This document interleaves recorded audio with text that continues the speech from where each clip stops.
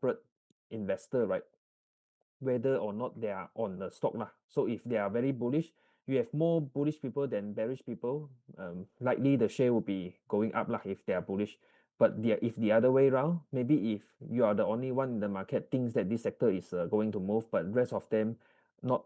So I mean, when there's more bearish view than bullish, right? People will sell the share than collecting share. So when there's more people selling, right, there's create a selling pressure, then the share price wouldn't would have a hard time to actually go up lah. Oh, so yep, case study. So how is the current market situation looks like? So definitely it's boom lah. Because why? Hong Kong share market is doing very well. US share market is doing very well. Singapore market also doing very well. I believe the next one will be Malaysia lah. Hopefully lah. Okay, hopefully. So what sector to watch? Still currently based on what we see every day, still technology share lah. Okay. So question and answer session. Ronnie, you want to continue from here first, or we answer Q&A first?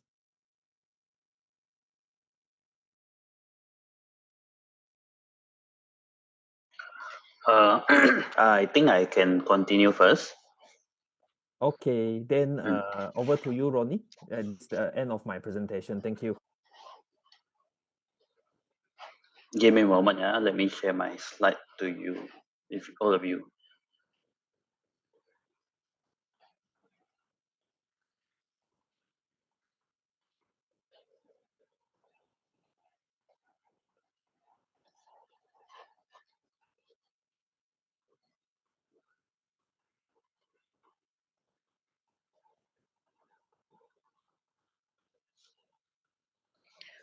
Okay, so for today, thank you to Ananda for sharing good insights on the top-down approach. So now I'm going to share with you on, to be specific, is about budget 2026 lah. Okay, so disclaimer for me as well, to share with you that any sectors, I mean not sectors, any stocks that you heard or saw in this webinar, it is not a buy call, but then it's for learning purposes only lah. Okay, and we can together monitor the any stocks that you learn today. Okay, I believe all of us have ever heard of budget. Okay, so this year, our PMX Prime Minister, Dato Seri Anwar Ibrahim, is going to announce or table the budget 2026 soon. Okay, so budget 2026, also known as Belanjawan 2026. Okay, so what is budget actually? So a budget, or normally most of us know it as Belanjawan, is actually a detailed financial plan outlining a government's expected income and how it intends to spend that money in the upcoming fiscal years. For example, okay, let's say that our PMX are going to table the budget 26 soon. So it will tell us, the rakyat, on how the government is going to spend the money on the following year, which is next year lah. Okay, so basically it communicates on how much money the government expect to collect and where it plans to spend the money.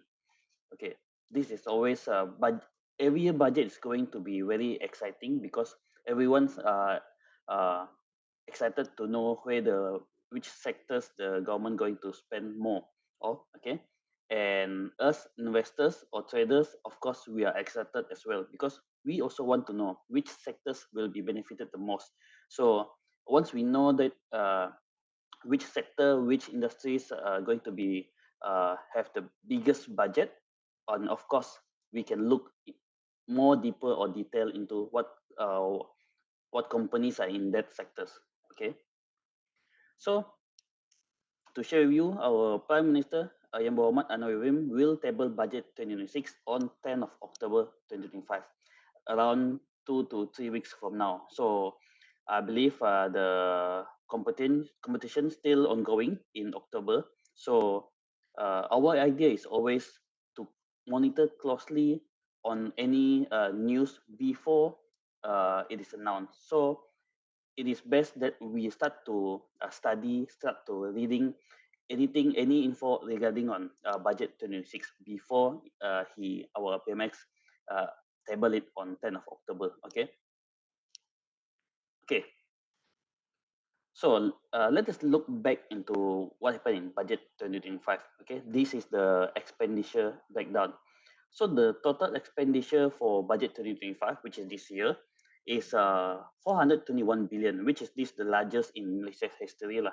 So, but then of course every year, uh, the prime minister will always want to allocate the more or bigger allocations towards for the following budget. Okay, so I'm pretty sure that for budget 2026, the total expenditure will be much higher than this year lah, budget 2025. Okay, because it is a proud moment for a prime minister or for a government to announce that they're going to spend more for the people, for the country. Okay, so from this 421 billion, so where does this money goes?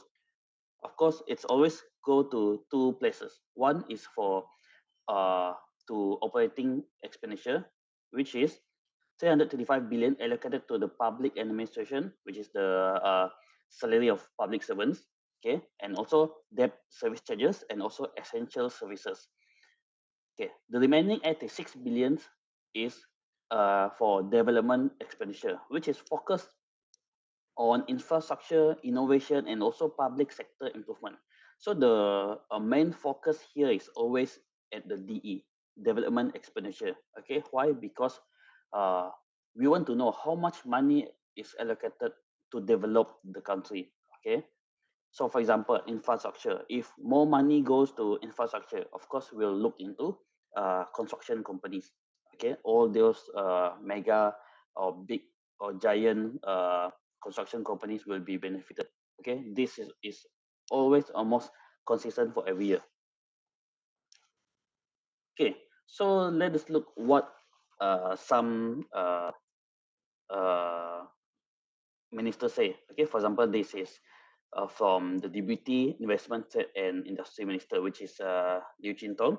Okay, what he said was the government's direction is clear that they want to create better jobs for Malaysians and push our industries towards greater adoption of automation, artificial intelligence (AI), and also digitalization. Okay, since this is what is going to be expected from our Deputy Investment Trade and Industry Minister, of course, we have to focus as well. We need to start look into these industries, which is automation, AI, and also digitalization lah.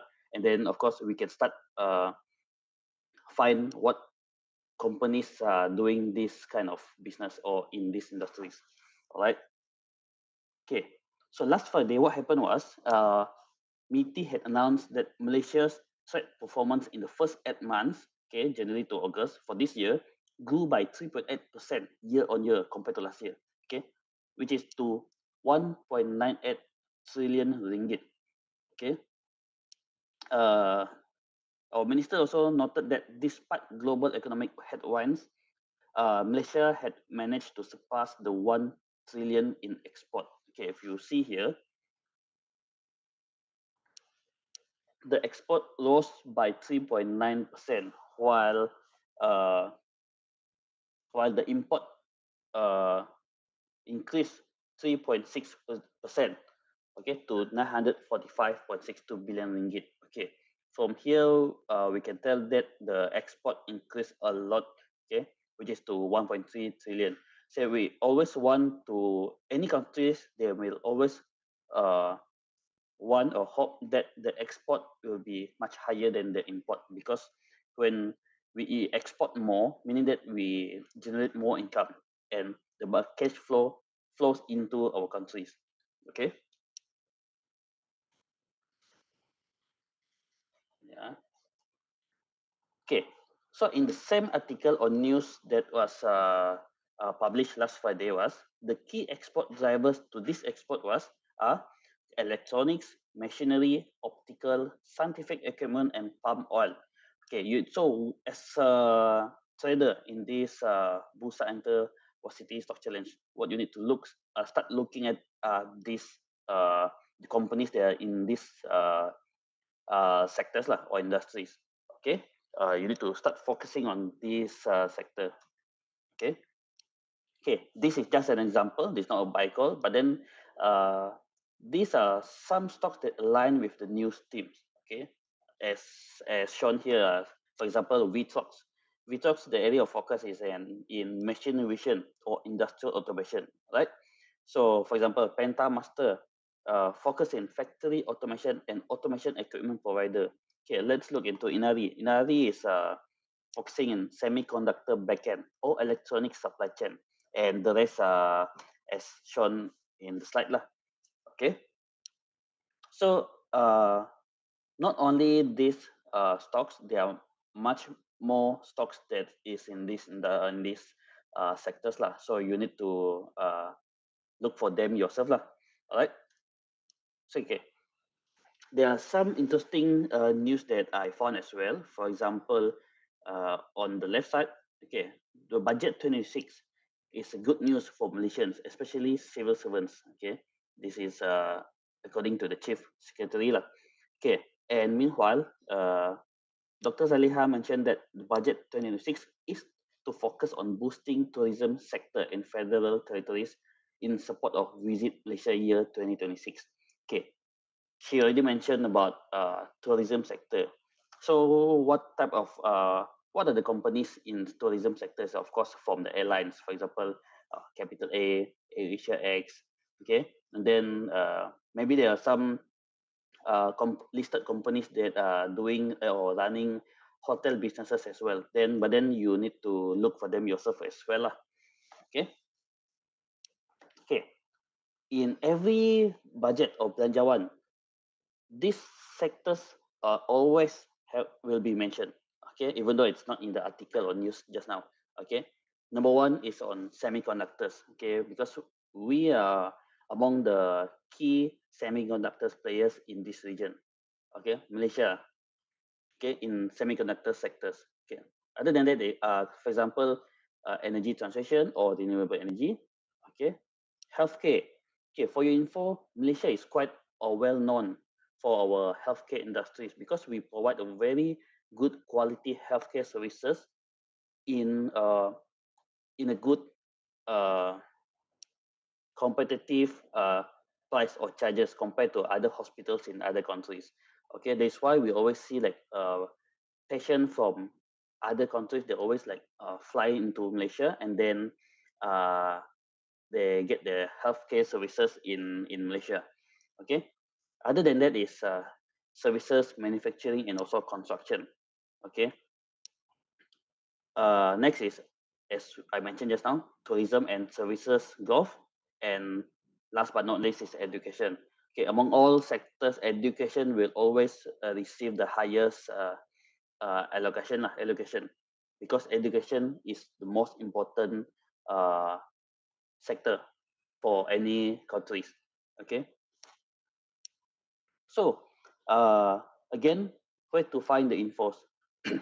myself and also sorry, myself and also Ananda always want to share with you not only on information, knowledge, but then we also guide you on where to find the info. Okay, it is very important.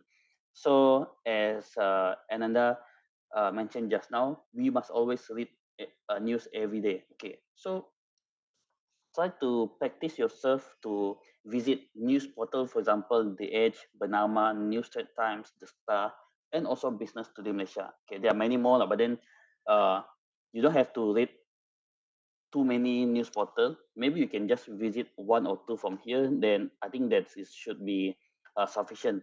Okay, to equip yourself with the latest information. Okay. Also, to those who have trading account with CGS, okay, uh, try to look at the research report in the CGS iTrade platform. Okay, it is located at the top right. Okay, top right. Then click on the research, and as you can see all the reports will be displayed here lah. Okay, then just click and then start reading. Okay, if you find the research report or stocks covered is good, perhaps you can try to monitor closely and even buy in this stock challenge now. Okay. So what's next? What's next for you guys? Stay tuned for budget 2026. As I mentioned, the budget 2026 will be tabled by PMX on 10th of October. Okay. Starting from now, read more related news and updates. Okay. Find more info on benefited sectors and industries. Okay, and then list down all the listed companies from each sectors. Okay, and then put them in your watch list. Okay, so after you have the list of stocks in your watch list, you need to monitor closely and buy if there's opportunity. Okay, so from now onward, try to do this. Okay, and if you are unsure of your watch list, or even for example, if you are not sure whether this is the right time to buy or no, you always can come to myself and also Ananda again and ask us lah. Okay, we will try to guide you as much as we can and help you to go far in this competition. Okay, I think that's all from my side. Okay, so I think we open for Q&A session. Do you have any questions? And we try to answer you. Okay, myself and also Ananda is still here. So please do share your question in the chat box.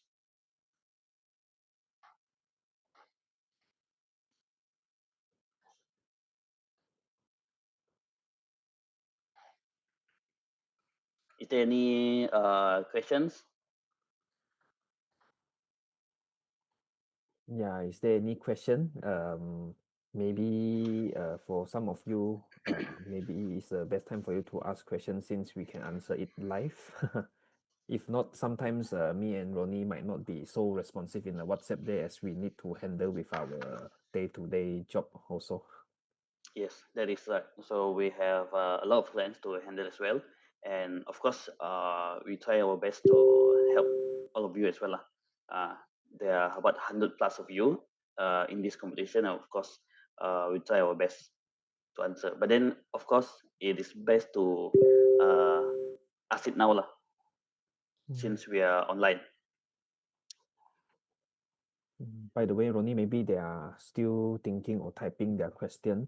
So Mm. our next webinar would be next, when is it? Next week, is it?